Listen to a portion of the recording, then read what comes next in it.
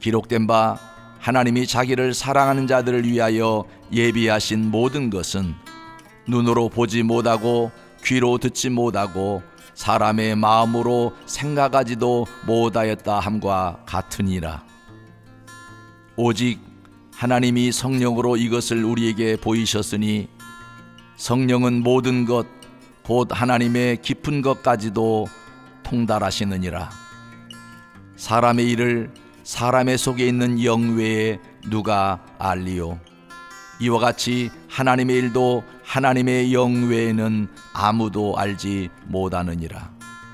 우리가 세상의 영을 받지 아니하고 오직 하나님으로부터 온 영을 받았으니 이는 우리로 하여금 하나님께서 우리에게 은혜로 주신 것들을 알게 하려 하심이라.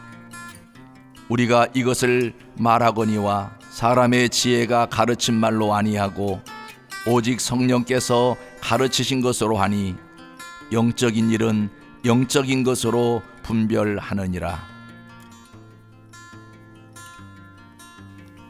가정예배를 드리는 사랑하는 성도 여러분의 가정에 하나님의 은혜와 사랑과 평강이 함께 하시기를 기원합니다. 고린도전서 2장 9절로 13절의 말씀을 근거로 해서 사랑하는 자를 위해 무엇을 준비할까라는 주제로 말씀을 드리고자 합니다.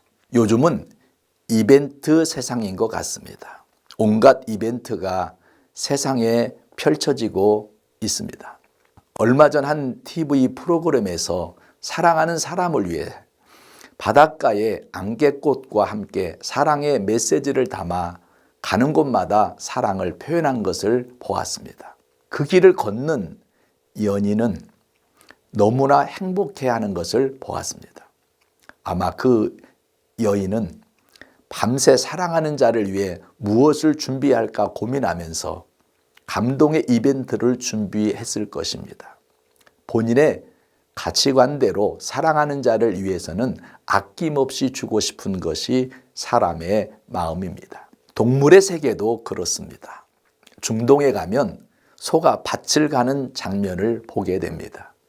가만히 보면 어미 소 위에 멍에를 얹고 그 멍에 속에 새끼 소의 목을 집어 넣는 것을 보게 됩니다.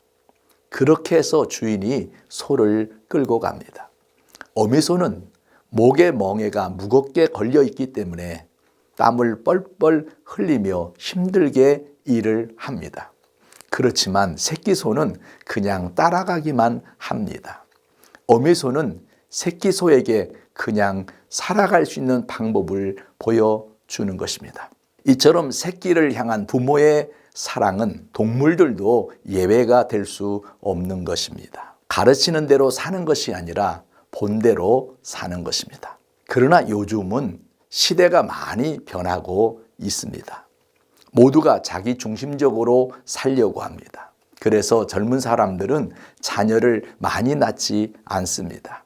이유인즉 자녀를 뒷바라지하는데 너무 힘이 들기 때문에 많이 낳으면 자기들의 삶이 희생당하기 때문이라고 말합니다. 그저 자녀를 한 명 정도 낳아서 즐거운 부모 놀이를 하면서 삶의 기쁨을 느끼고자 합니다. 과거에 우리 어른들이 하시는 말이 있습니다.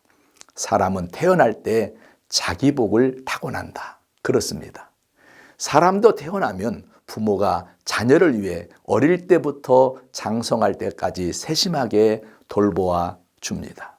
부모를 잘 만나면 태어나면서부터 금수저를 물고 태어나고 부모를 잘못 만나면 흙수저를 물고 태어난다고 하지만 어떤 부모도 자식이 잘못되기를 바라는 부모는 없습니다. 단지 부모의 능력이 한계이기 때문입니다.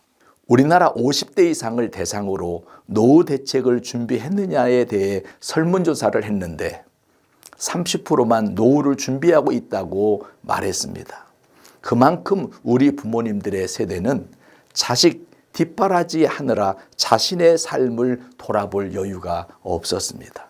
1950년 한국전쟁 이후 너무나 가난한 시대에 태어나 가난과 싸우며 먹고 살기에도 바빴던 터에 자식 뒷바라지 하느라 정말 고생을 많이 한 세대입니다. 그러다 자신이 나이 많아 노동력도 없어지고 자녀들의 신세를 져야 할 처지가 되었지만 요즘의 젊은이들은 자신의 부모를 국가가 책임져야 한다는 의식을 가지고 있습니다.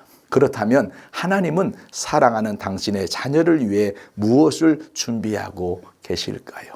하나님은 구원을 예비하고 계십니다. 이 땅에서의 일생도 돌보아 주시지만 육신의 장막이 무너지면 영원히 거할 초소를 준비하고 계십니다.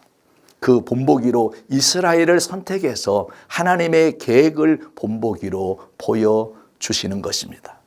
하나님께서 이스라엘이라는 나라를 선택하시고 출애굽시킬 때 국가적인 문제를 해결하기 위해서 그들을 가로막고 있는 홍해를 갈라지게 하셨습니다.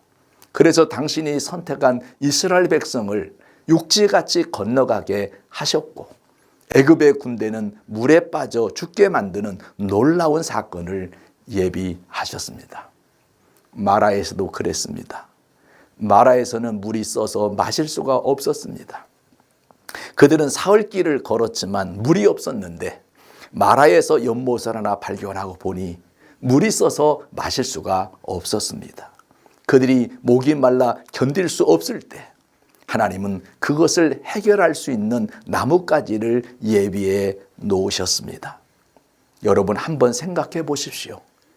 300만 백성이 준비 없이 광야를 나왔는데 어떻게 양식인들 살 수 있었겠습니까? 그냥 하나님의 뜻을 따라 구름 기둥과 불 기둥을 쫓아 맨손으로 나왔지만 당신의 자녀들이 굶어 죽지 않게 만나와 메추라기를 예비하셨습니다.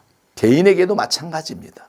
하나님은 개인을 위해서 이 세상에서 일생을 준비하셨습니다.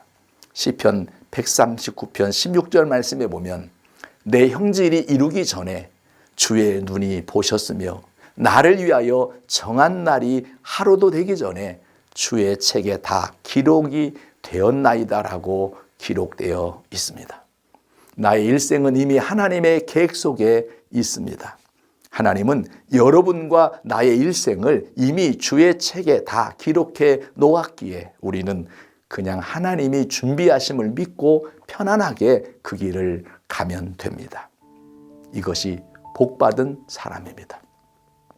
하나님은 사랑하는 자들을 위해 성경 말씀을 기록해 주셨기에 성경에 기록된 대로 하나님께서 본을 삼으신 그 삶을 본받아 하나님의 기뻐하시는 삶을 사시기 바랍니다.